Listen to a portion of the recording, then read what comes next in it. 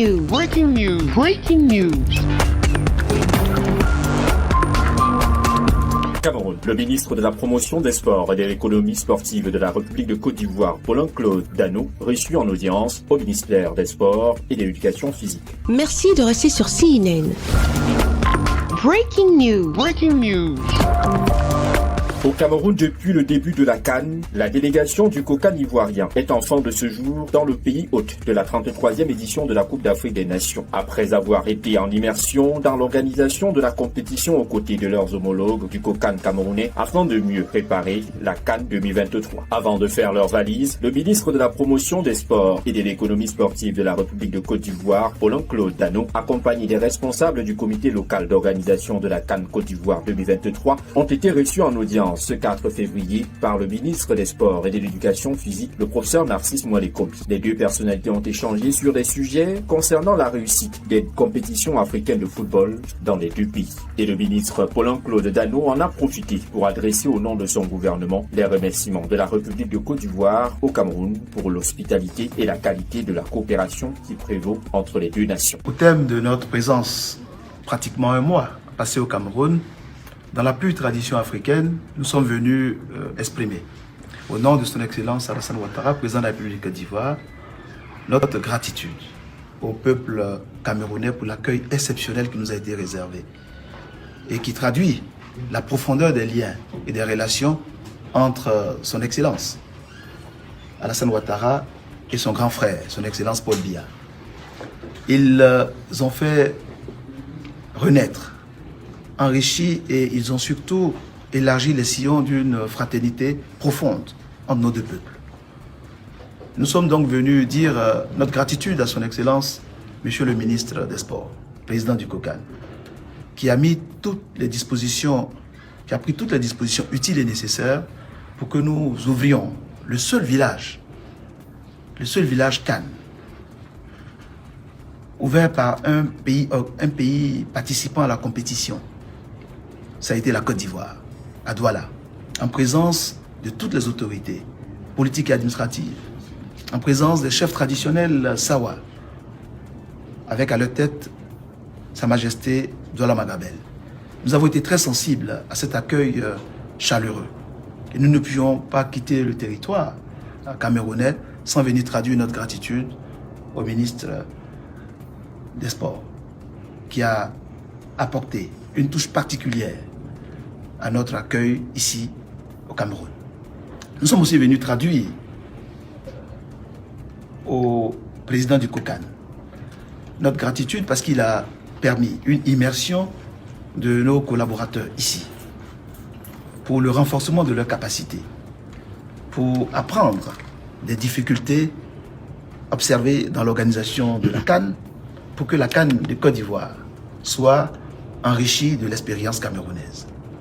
Nous prenons donc le flambeau de la sagesse, le flambeau de la fraternité, le flambeau du rayonnement d'une CAN au bénéfice de la jeunesse africaine.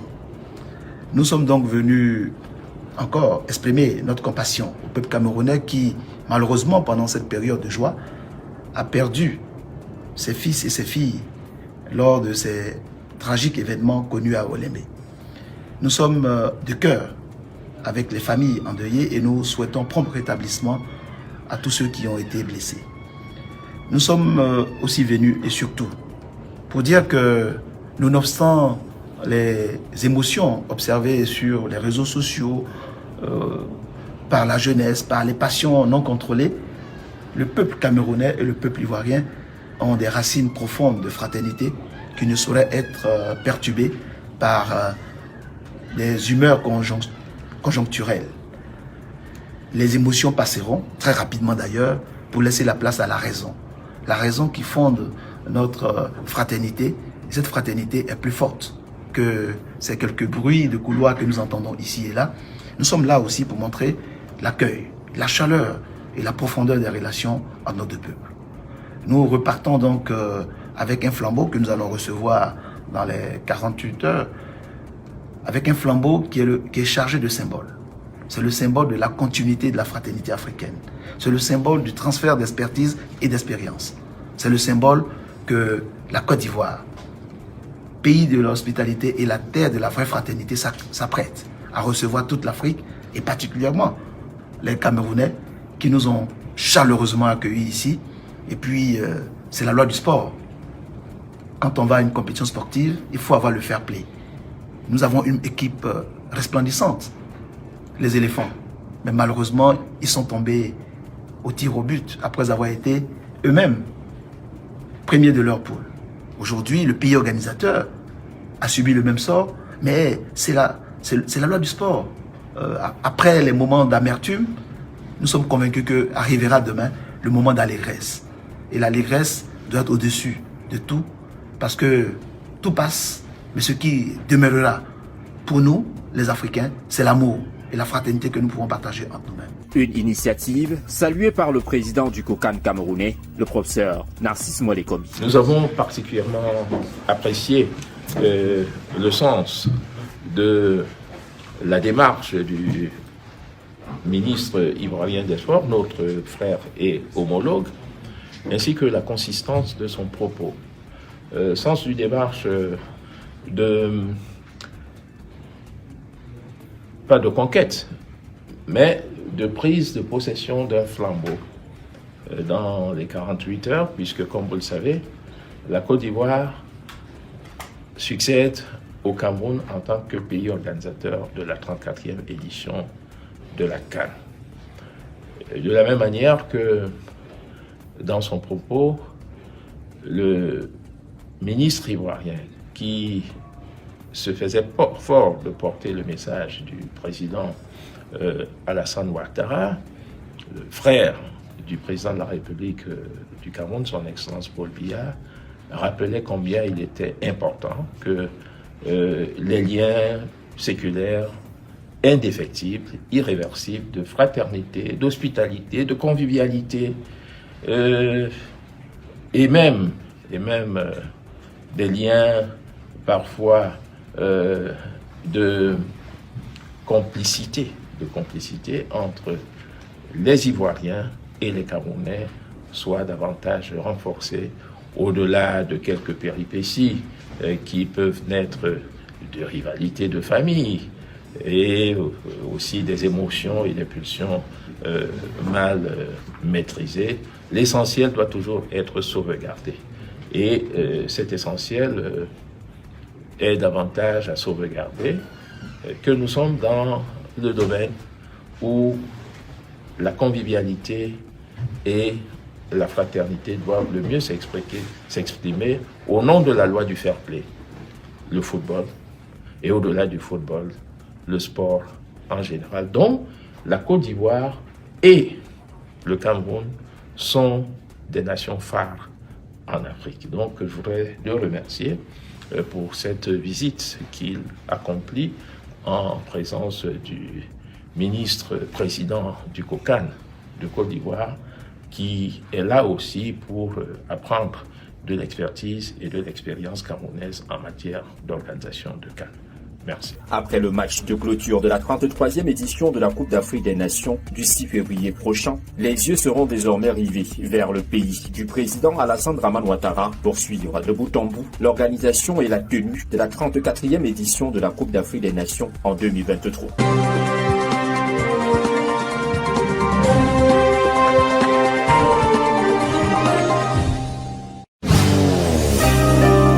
Cameroun, Issa Hayatou, réhabilité par le TAS. Le tribunal arbitral du sport de Lausanne a invalidé hier vendredi 4 février 2022 la décision rendue publique le 17 juin 2021 par la commission d'éthique de la FIFA contre le président d'honneur de la Confédération africaine de football et vice-président d'honneur de la FIFA, Issa Hayatou. La dite décision le suspendait pour une durée d'1 an de toute activité liée au football. Suite à la réhabilitation de Issa Hayatou, le TAS condamne la Fédération internationale de football association à contribuer aux frais de justice du président d'honneur de la Confédération africaine de football et vice-président d'honneur de la FIFA qui, suivant la sentence, n'a violé aucune disposition du code éthique de la FIFA.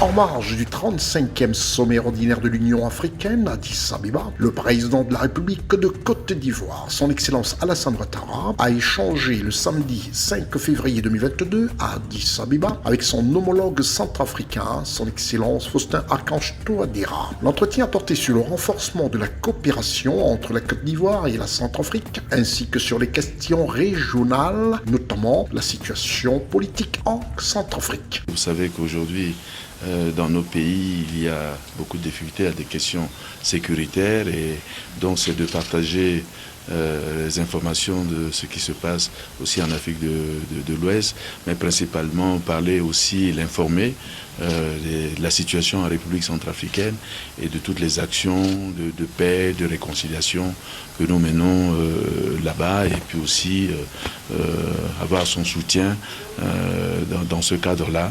Et c'est l'objet de nos échanges. Il est à noter que cette audience s'est tenue en présence de certains membres de la délégation qui accompagnent son Excellence Alassane Ouattara, président de la République de Côte d'Ivoire.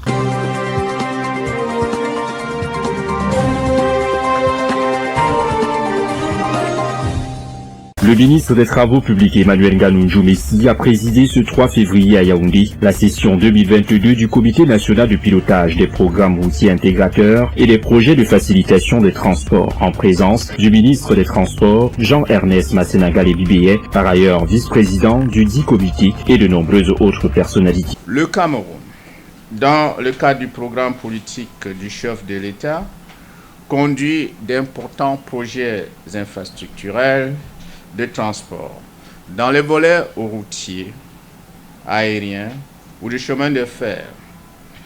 Et ces programmes ont enregistré des avancées notables qu'il importe de saluer. Cela a été rendu possible grâce à une dynamique d'équipe, grâce à une dynamique d'équipe des administrations concernées et surtout des experts impliqués. Elles sont représentées ici, ces administrations, au bon nombre, et je voudrais les encourager. Il était principalement question pour ce comité national de pilotage des programmes routiers sur le corridor Bamenda-Enugu et Sarmélima-Brazzaville d'évaluer le niveau d'avancement de l'ensemble des projets routiers financés au Cameroun à un peu plus de 987 milliards de francs CFA avec l'appui conjoint des partenaires techniques et financiers tels que la Banque mondiale, la Banque africaine de développement, la Banque de développement des États de l'Afrique centrale, l'Agence japonaise de développement et de coopération internationale, l'Agence française de développement et la Banque islamique de développement. Objectif, moderniser le réseau routier du Cameroun en vue de soutenir le développement socio-économique du pays à travers l'accroissement substantiel des échanges et de la mobilité des personnes et des biens à l'intérieur comme à l'extérieur du triangle national, notamment vers les pays de la sous-région Afrique centrale et Afrique de l'Ouest. Pour les exercices mis en examen lors de cette session, le portefeuille des projets routiers concernait essentiellement les aménagements des routes Bamenda-Manfé, Eko, Keta, Djoum, Kumba, Manfé, Bachenga, Tui, Yoko, Lena, Tibati, la nationale numéro 11, Grand Zambi, Kribi, Bogo, Prous, ainsi que la réhabilitation des axes routiers Maroua, Mora, Babadjou, Bamenda, le projet régional intégrateur des réseaux routiers dans le bassin du lac Tchad, la construction d'un pont sur le fleuve Logone avec des voies de raccordement entre Yagua au Cameroun et Bongor au Tchad, le projet d'aménagement de désenclavement de la zone industrielle et portuaire de Kribi et le projet de réhabilitation de la route Mora-Mochua avec la construction de la voirie de contournement de la ville de Mora. Au cours de cette rencontre hautement stratégique, il était également question d'une part pour le patron des travaux publics et ses partenaires d'examiner et d'adopter le rapport d'activité de l'année 2021 ainsi que le plan de travail et le budget annuel 2022 des agences d'exécution Camrail et du conseil d'administration de la Cameroun Civil Aviation en ce qui concerne le volet aérien. Et d'autre part, de présenter le rapport d'activité 2021 ainsi que le plan de travail et le budget annuel 2022 de la cellule des projets routiers à financement conjoint du ministère des Travaux publics en s'appropriant le manuel des procédures administratives, comptables et financières. L'enveloppe budgétaire pour le bitumage de 384,25 km de route, la construction d'un pont de 410 mètres linéaires, l'aménagement de 370 km de route communale et et de 21,2 km de voirie avec de nombreuses infrastructures socio-économiques telles que les salles de classe, points d'eau potable, centres de santé, hangars, marchés, est chiffré à un peu plus de 178 milliards de francs CFA. Au sortir de cette séance de travail, les bailleurs de fonds ont à unanimité dit leur satisfaction sur la qualité, la clarté et la transparence des documents produits par l'ingénieur de l'État. Et ils n'ont d'ailleurs pas manqué de féliciter le ministre Emmanuel Ngannou Messi pour l'ensemble des projets réalisés sur le terrain. Une satisfaction qui rassure davantage quant à la poursuite sereine de cette coopération bénéfique pour le développement et l'aménagement infrastructurel du Cameroun, pilotée des mains de maître par le président de la République, son Excellence Paul Biya.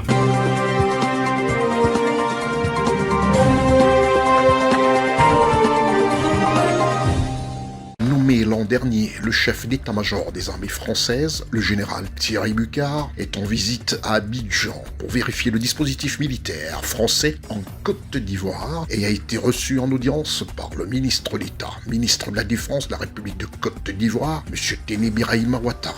C'est une préoccupation commune de nos deux pays et de l'ensemble des pays de la sous-région, mais également de l'Europe, qui est la lutte contre le terrorisme. Donc c'était effectivement pour faire un point sur la lutte qui est conduite et rappeler que pour la France, la lutte contre le terrorisme reste une priorité et qu'elle y reste complètement et fermement engagée. L'armée française appuie et cherche à donner toute son autonomie à l'armée ivoirienne pour être le plus efficace possible.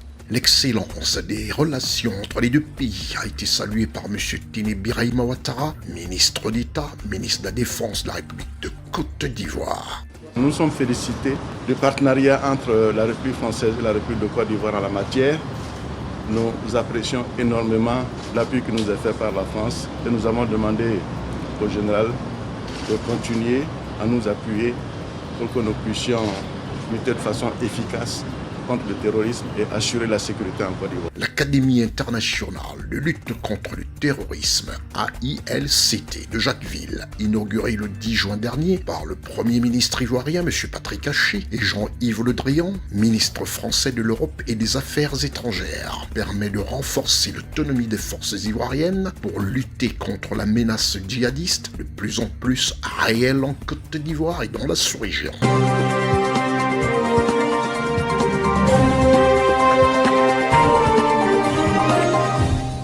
La salle des actes de l'hôtel de ville de la commune de Kolafamba a vibré au rythme de 3 événements de grande envergure ce vendredi 4 février 2022. D'abord, la cérémonie de signature de la convention entre l'IAI Cameroun et la commune de Kolafamba. Ensuite, la remise des diplômes de fonds de formation au personnel communal formé au Centre d'excellence technologique Paul Biya. Et enfin, la cérémonie d'installation des délégués du personnel et des responsables nommés le 3 janvier 2022 à la mairie de Kolafamba. Un triple événement présidé par le sous-préfet d'arrondissement de Kolafamba en présence du maire de la dite commune, Jean-François Onzingui, du représentant de l'IAI, Armand Claude Abanda et de nombreuses autres personnalités. Dans son adresse, le représentant de l'IAI Cameroun a déroulé quelques points de la convention paraphée ce jour, dont l'objectif final est de faire des populations de Kolafamba des populations high-tech, une véritable pépinière du développement technologique. Il n'a d'ailleurs pas manqué de saluer l'initiative portée par le maire de la commune de Kolafamba. Ce qu'il y a de spécial dans cette commune de Kolafamba est la volonté constatée de monsieur le maire Jean-François Onzingui d'arrimer véritablement la gestion de la mairie à la modernité. Il a commencé par former le personnel de la mairie. Il a également envoyé un certain nombre de jeunes de cette mairie se former aux études d'ingénieurs au Centre d'excellence technologique Paul Biya, dont il forme la base et il forme l'élite, ce qui est très important pour un maire. Et ensuite, il a aussi pour ambition de former, d'arrimer l'ensemble de la population de sa commune. Je suis très admiratif de ce maire particulier qui voudrait vraiment moderniser sa commune. Et je pense que cela va vraiment en étroite ligne avec les objectifs de la décentralisation modernisée d'aujourd'hui. Donc voilà ce pourquoi je suis ici aujourd'hui. En effet, sur l'impulsion du maire et sur le parrainage du préfet du département de la Mefoué à Famba, Kingnou Nana Thierry, une soixantaine des membres du personnel de la mairie a été formée à l'Institut africain de l'informatique dans le cadre du projet Minjek 2035 avec comme principaux modules traitement de texte sur Microsoft Word, les tableaux sur Microsoft Excel, Internet, réseaux sociaux et l'initiation à l'entrepreneuriat. Ces derniers ont officiellement reçu leur parchemin. Il était question pour ceux qui n'ont pas encore une formation dans ces différents domaines d'être formés afin qu'ils puissent être aptes à travailler au niveau de la commune. Pour certains d'entre nous, comme le SG, c'était un recyclage et ça a été une aubaine pour nous de revoir certaines notions en informatique. Ça a rehaussé notre façon de travailler. Nous allons mieux utiliser l'outil informatique ainsi que Internet. Ce qui va permettre que, en termes de documentation, que nous ne soyons plus attachés au physique, mais nous allons aller beaucoup plus au numérique. À cette formation du personnel s'ajoute la quinzaine d'étudiants ressortissants de la commune de Kolafamba, dont la scolarité est totalement prise en charge par la mairie. Geste s'inscrivant dans le cadre du programme triennal d'accompagnement à la formation des populations mise sur pied sur l'initiative du maire de la dite commune. La convention de ce jour vient sceller un mariage entre l'IAI Cameroun et la commune de Kolafamba, dont les fruits sont déjà visibles sur le terrain. Tout ceci s'inscrit dans les efforts de renforcement des capacités et de formation du personnel consentis par l'exécutif communal afin de rendre le personnel plus efficace et plus apte au service des populations. Une véritable satisfaction pour Jean-François Onzingui. L'IAI Cameroun, c'est un grand centre de formation des personnels de l'État, des personnels des communes. Et il m'a semblé opportun, au moment où nous nous engageons dans le processus d'accélération de la décentralisation, d'avoir un personnel parfaitement outillé et prêt à répondre aux défis du futur. Et un de ces défis, c'est les nouvelles technologies de l'information et de la communication. Aujourd'hui, tout est informatisé. Les finances sont informatisées, la gestion du personnel est informatisée, la déclaration même des impôts est informatisée. Donc tout est informatisé et il fallait que nous puissions répondre de façon efficiente et efficace à cette attente-là. L'installation des délégués du personnel de la mairie par Madame l'inspecteur du travail et de la sécurité sociale du département de la Mefoué à Famba a donné une autre coloration à l'événement qui vient faire de la commune de Kolafamba une véritable locomotive du développement de la Mefoué et à Famba.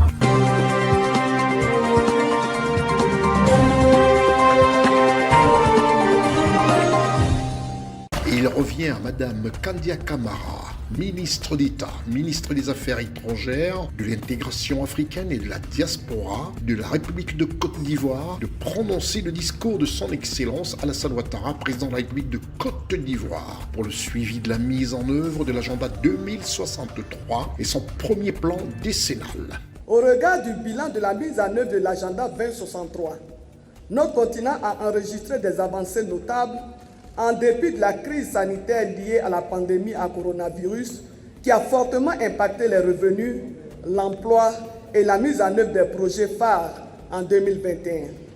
Nous devons donc intensifier nos efforts afin de poursuivre la dynamique de transformation structurelle de notre continent à travers l'accélération de la mise en œuvre de réformes ambitieuses et la réalisation de projets structurants. Pour y parvenir, il faut établir les priorités. Il nous faut relever les défis majeurs relatifs à la qualité des systèmes statistiques nationaux des États membres, au financement de l'agenda 2063 et au renforcement de la communication autour de l'agenda. Il s'agit notamment de consolider les mécanismes institutionnels pour la vulgarisation et le suivi de l'agenda 2063, renforcer les capacités des États et des communautés économiques régionales à l'élaboration de projets viables, accélérer la mise en œuvre des projets phares en vue de la transformation structurelle des économies et la création d'emplois, notamment pour les jeunes, accélérer la mise en œuvre de la stratégie de mobilisation des ressources intérieures pour faciliter le financement de l'agenda 2063. À 2 ans du terme du premier plan décennal de l'agenda 2063, 2 principales activités seront lancées très bientôt, à savoir son évaluation et lancement de l'élaboration du 10e plan décennal qui couvrira la période allant de 2024 à 2033.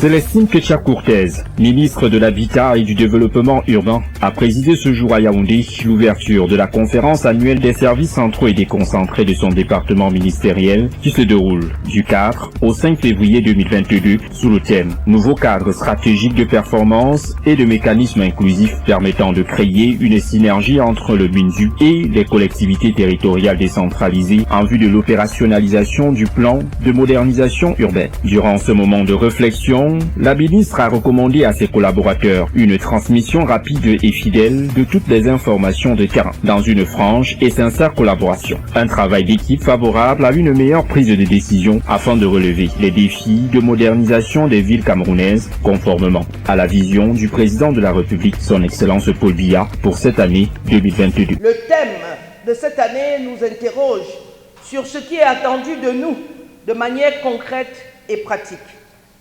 Lors de son adresse à la nation encore le 31 décembre dernier, le chef de l'État a reconnu la transformation des villes abritant la Cannes.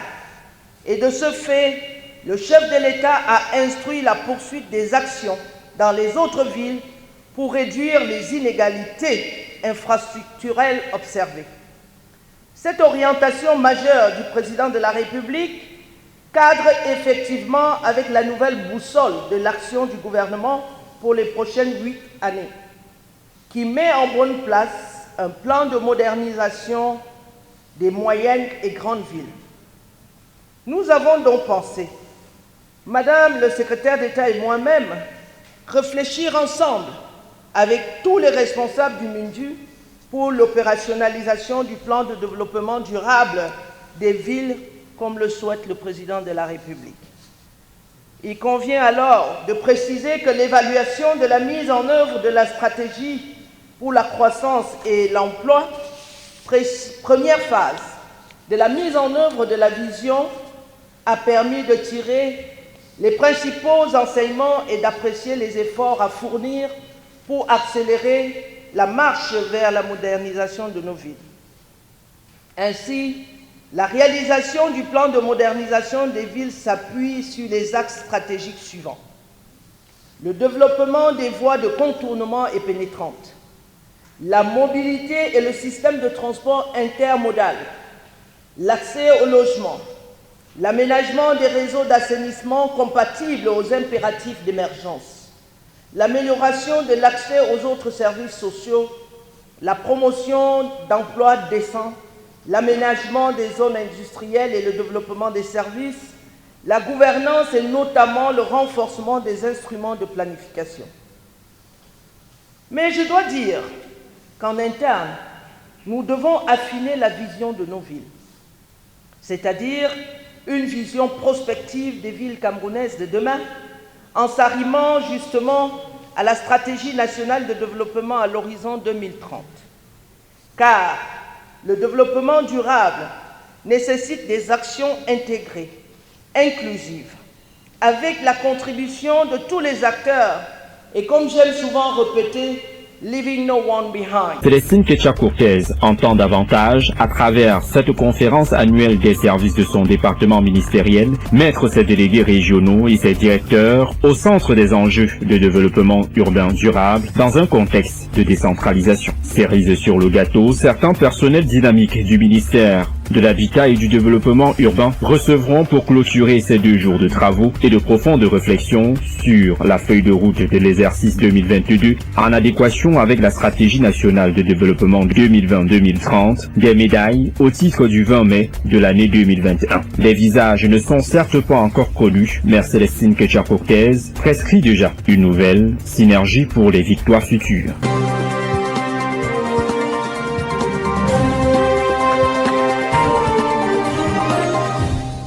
La présidente de la Cour constitutionnelle du Gabon, Mme Marie-Madeleine Boranso, qui conduit la délégation gabonaise à la Cour internationale de justice, a été reçue en audience ce mardi 8 février 2022 par le chef de l'État gabonais, son Excellence M. Ali Bongo. Mme Marie-Madeleine Boranso et sa suite sont venus prendre des instructions du chef de l'État dans le dossier du différend frontalier entre la République du Gabon et la République de Guinée équatoriale afin de mieux étayer leur argumentaire pour la défense des intérêts de la République du Gabon en mars 2022 à la Cour internationale de justice à La Haye. Nous avons eu l'honneur ce matin d'être reçus par son Excellence Monsieur le Président de la République, chef de l'État, garant de l'intégrité du territoire. Dans le cadre du différend frontalier qui oppose la République gabonaise à la République sœur de la Guinée équatoriale. J'ai eu l'honneur de présenter à son Excellence Monsieur le Président de la République l'équipe qui est chargée de représenter la République gabonaise auprès de la Cour internationale de justice afin de défendre naturellement les intérêts de la République gabonaise dans le cadre de ce dossier. Nous avons reçu de son Excellence Monsieur le Président de la République toutes les directives et les conseils nécessaires afin que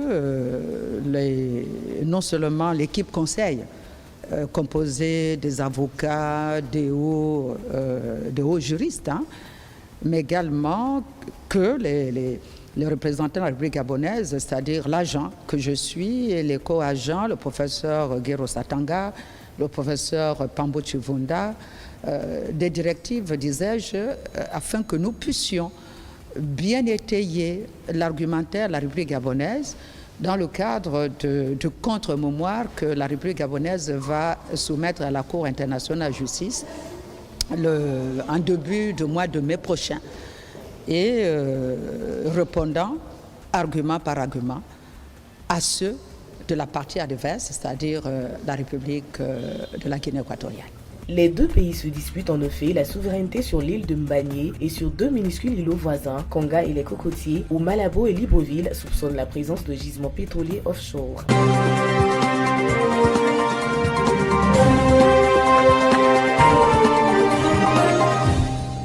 Après 2 jours d'intenses réflexions stratégiques avec ses principaux collaborateurs à l'occasion de la conférence annuelle des services centraux et déconcentrés du ministère de l'Habitat et du Développement urbain, Célestine Ketcha-Cortez, ministre du dit département ministériel, a dressé le bilan de l'année 2021 écoulée et fixé le cap pour l'exercice 2022 à travers des recommandations fortes qui seront la boussole des actions à mener pour une véritable optimisation des résultats et des performances du ministère de l'Habitat et du Développement urbain dans la cohésion, l'esprit d'équipe et la fidèle transmission en temps réel des informations sur le terrain. Un bilan positif malgré les effets de la pandémie de Covid-19. Nous avons pu donc pendant ces 2 jours jeter les bases de cette synergie et de la nouvelle manière de collaborer avec les CTD, de qui dépendent les projets de développement durable pour lesquels le chef de l'État s'est engagé autour de la SND 30, mais surtout aussi des ODD 2030. Nous avons pu également profiter de ces 2 jours pour faire le bilan de l'année 2021, pour dire que nous pouvons nous réjouir que malgré la pandémie à coronavirus, la moisson est belle. Le MINDU a pu, sur tous les plans, mobilité urbaine, grâce aux travaux du chef de l'État pour faciliter la canne. Sur le plan de l'habitat social, nous avons pu livrer près de 800 logements en 2021, logeant ainsi, si on s'en tenait à 10 personnes ou 15 personnes par famille, des milliers de personnes, de milliers de Camerounais. Et sur le plan des projets de coopération, CD2 capitale régionale, Pédévire et le lac de la Mingwa qui se met en œuvre, on peut constater que malgré l'environnement sanitaire, on a fait un grand bond, passant de 18% pendant 3 ans avec le projet CD2 à près de 85%, donc presque à la fin de cette phase du programme CD2, ce qui a permis au Cameroun de lever des financements pour Bamenda, pour Maroua mais surtout pour le cœur de ville de Yaoundé, qui va voir les carrefours, les grands carrefours Van et d'autres carrefours se moderniser pour gérer, juguler les embouteillages. Pour achever en beauté ces 48 heures de profonde réflexion sur la feuille de route de l'exercice 2022 en adéquation avec la stratégie nationale de développement 2020-2030, une dizaine des membres du personnel du ministère de l'Habitat et du Développement urbain a reçu ce jour des médailles d'honneur et de reconnaissance pour les nobles et loyaux services rendus à la nation. Pour les heureux bénéficiaires des décorations du chef de l'État au titre de l'année 2020-2021, la joie est immense. C'est un sentiment de très grande satisfaction. Recevoir la reconnaissance du chef de l'État, je pense que c'est évidemment un sentiment de satisfaction d'avoir bien accompli son devoir de cadre au niveau du ministère de l'Habitat et du Développement urbain. C'est un sentiment de joie et c'est un sentiment également de fierté pour la reconnaissance du chef de l'État et de Madame le ministre envers ma modeste personne. Et également, c'est pour moi un honneur de savoir que j'ai pu rendre service à la nation et qu'aujourd'hui je peux aller me reposer en paix et avec une médaille. Un sentiment de joie, un sentiment de fierté, de reconnaissance d'abord envers Dieu et puis le chef de l'État qui prend la décision de nous décerner cette médaille sur la proposition de Madame la ministre. Donc nous voulons dire merci à Madame la ministre qui a apprécié notre travail et a rendu compte à la hiérarchie de l'État qui nous a décerné cette médaille. C'est un encouragement à essayer de s'améliorer et faire mieux que ce que nous avons pu faire jusque-là. C'est vraiment un sentiment de fierté. Le temps est donc donné au ministère de l'Habitat et du Développement urbain pour une nouvelle synergie, gage de nouvelles victoires.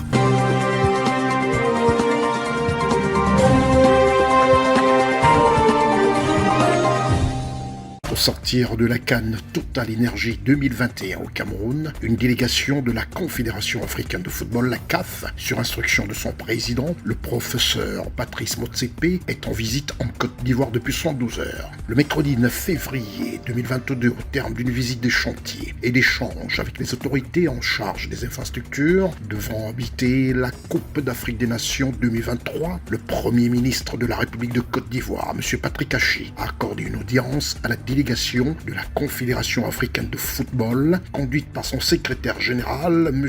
Mosengo Ombaveron, qui a dit être très impressionné par le degré d'implication de la Côte d'Ivoire pour la réussite de la 34e édition de la Coupe d'Afrique des Nations, la CAN 2023.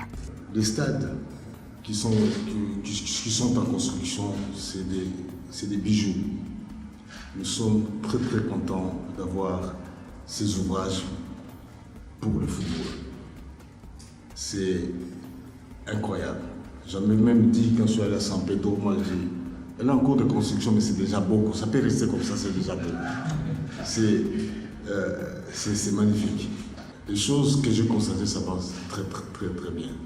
Je vous remercie. Il faut qu'on garde cet dynamisme jusqu'à la fin. La Confédération africaine de football, la CAF, installera d'ici peu ses bureaux en Côte d'Ivoire pour apporter son soutien aux Kokan ivoiriens.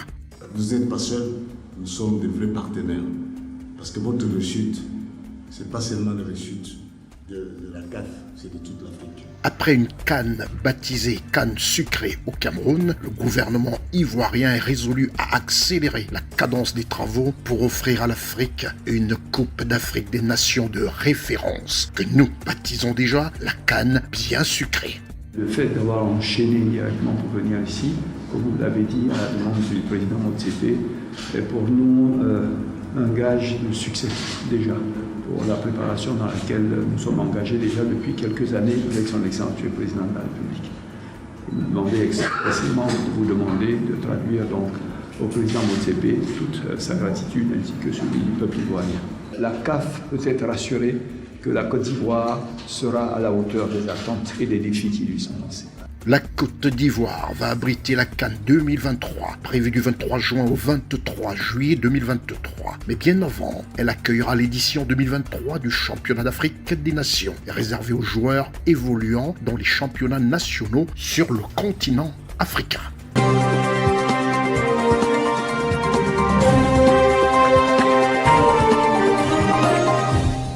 Le ministre des Enseignements supérieurs Jacques Famendongo a validé ce lundi 31 janvier les maquettes des universités de Bertoua, Garoua et Bolova. Annoncées par le président de la République Paul Biya dans son discours de fête de fin d'année à la nation, la création de ces 3 universités devient une réalité. Selon le grand chancelier des ordres académiques, les blocs pédagogiques des 3 grandes écoles seront disponibles dans les 12 prochains mois et l'ensemble des bâtiments dans 5 ans. Aujourd'hui, on a 11 universités d'État.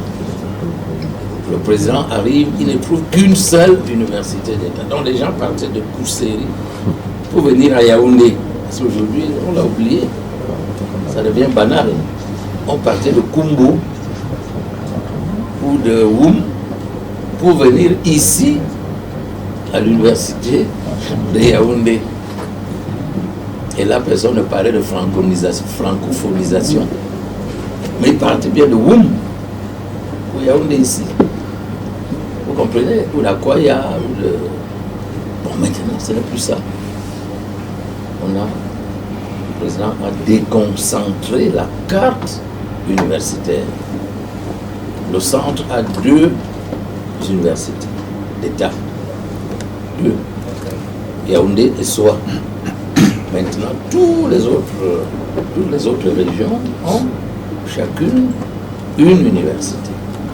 Les universités constituent des pôles de développement en raison de la mobilisation qu'elles entraînent. La volonté du chef de l'État s'inscrit dans ce sillage, car il veut mettre les 10 régions du Cameroun au même niveau. La réalisation de ce chef-d'œuvre est un travail de longue haleine. Après plusieurs études, l'ingéniosité du technicien l'a permis de monter ce chef-d'œuvre. C'est toujours difficile de faire un choix sur la qualité des infrastructures, la façon des infrastructures qui vont être présentées. Donc c'est plusieurs mois de recherche, d'études qui sont proposés au maître d'ouvrage, c'est-à-dire le ministère de l'Enseignement supérieur, qui, en fonction du cahier de charge, va valider ou non les propositions qu'on lui fait. Les populations des régions de l'Est, du Nord et du Sud n'auront pas attendu finalement longtemps entre l'annonce par décret présidentiel de la création des 3 nouvelles universités et la matérialisation de la volonté du chef de l'État. Rappelons que les 3 universités d'État créées abritent déjà des extensions implantées dans les 10 régions.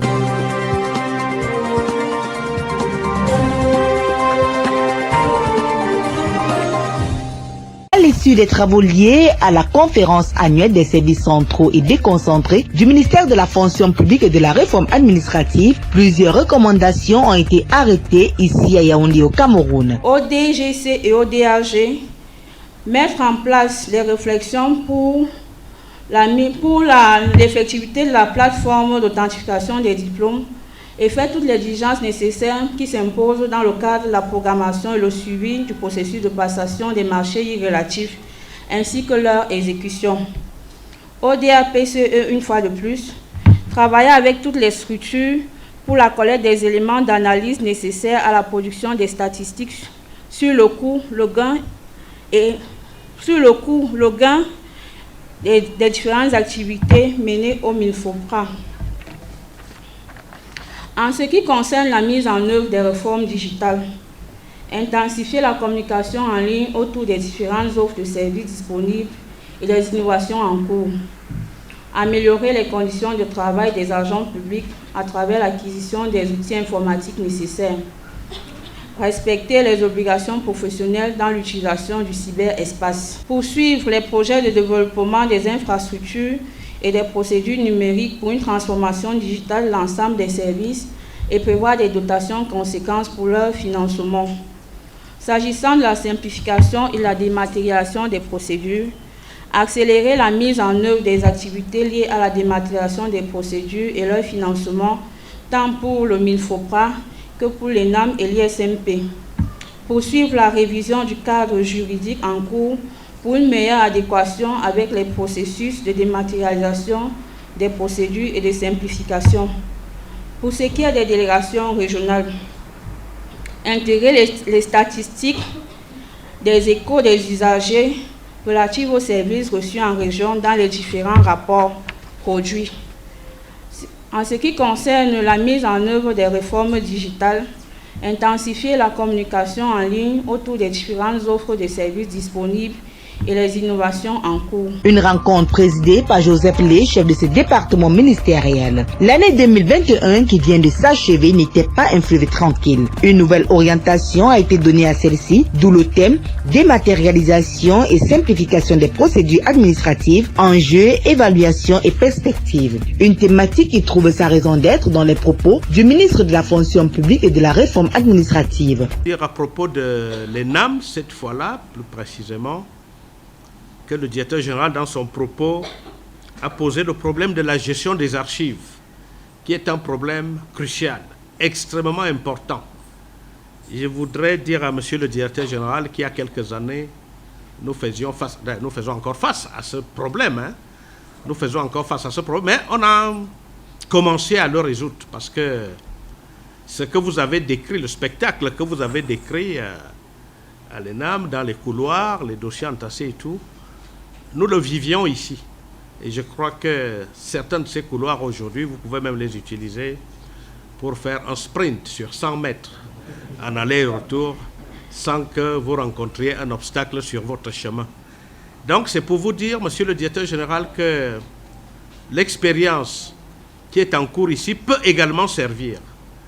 Cette expérience peut également servir à l'ENAM et que monsieur Mbomo Alexandre et son équipe peuvent être utiles pour apporter quelques idées, quelques suggestions qui permettraient d'apurer progressivement tous ces différents dossiers qui sont entassés ici et là. Cette rencontre meublée d'exposés permet d'atteindre les objectifs fixés par ce ministère. Nous avons deux projets importants, voire un peu plus. Il y a d'abord la livraison des premiers modules du nouveau CIGIPES, système informatique de gestion intégré des personnels de l'État et de la zone. Nous y travaillons. Nous avons aussi souvent un goulot d'étranglement. Lorsqu'il faut traiter les dossiers de carrière des agents publics, c'est au niveau de l'authentification des diplômes. Nous avons pu obtenir la budgétisation d'une somme assez considérable qui va permettre donc d'acquérir et de mettre en place un logiciel pour le traitement de ces dossiers. Cette journée de réflexion a un but bien précis, se projeter et bien cerner l'angle d'attaque pour les activités retenues au titre de l'année 2022. Merci d'être sur CNN, la télévision autrement. Les programmes se poursuivent. Retrouvez en ligne toute l'info en continu sur CWeb Info, 100% info, non-stop.